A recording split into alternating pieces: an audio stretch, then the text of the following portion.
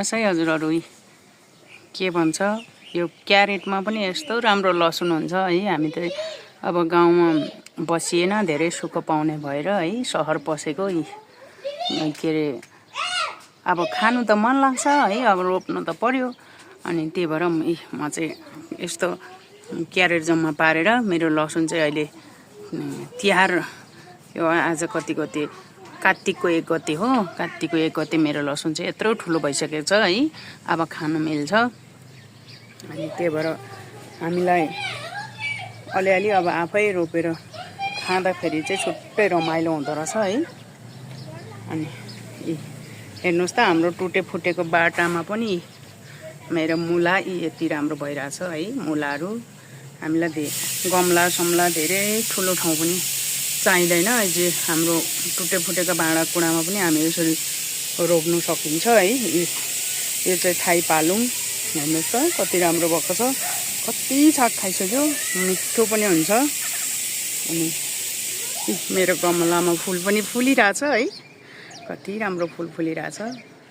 यो फुल चाहिँ फेरि जहिले तैले हुने रहेछ क्या, एकचोटि फुलेपछि फुलै नझर्ने है, फुलिराख्ने 2-3 महिनासम्म यो फुल चाहिँ फुलिराख्ने, वर्षैभरि फुलिराख्ने है, त्यस्तो हुँदो रहेछ। मेरो यो बाटा छ, यो बाटामा पनि यो ढुङ्टुको साग, कि ढुङ्टु होइन यसलाई के भन्छ, ऊ साग होला, के साग भन्छ। अनि यो चाहिँ ग्राटरुस चियामा हालेर खाने है। म यो पनि बट्टामै रोपिरहेको छु, तर मेरो यो कति ठुलो भइरहेछ, ग्रासरुट पनि यत्रो ठुलो भइरहेछ। अनि है यस्तो राम्रो हुन्छ। हामी चाहिँ यहाँ चाहिँ उसमा बङ्गुरको मासुमा हालेर खाने खालको यो चाइनिज साग है। धुपीसल्ला पनि छ, अदुवा पनि छ है। हेर्नुहोस् त मेरो ड्राइगन फ्रुट अब यसपालि त फल्छ होला। एउटा सानो ल्याएर रोपेको थिएँ, अहिले त कत्रो ठुलो भइसक्यो, हेर्नुहोस् न। अब आउने साल चाहिँ फल्छ होला। त्यही भएर हामी चाहिँ के चलिराख्नु पर्ने रहेछ। अब मेरो चाहिँ पहिला पसल थियो है, अब अहिले चाहिँ पसल पनि उठाएँ।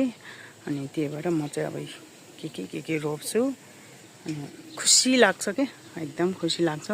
सानो बिरुवा रोप्दा अब त्यो बढ्दै जाँदा चाहिँ एकदम खुसी लाग्ने के, रमाइलो अनि एक प्रकारको टाइम पास है। त्यही भएर सबैजनाले चाहिँ सानो गमलामा भए पनि, आफ्नो टुटे फुटेको भाँडामा भए पनि है, यस्तो चाहिँ रोप्दा राम्रो हुने रहेछ। खानु त पुग्ने होइन, त्यही पनि अब रमाइलो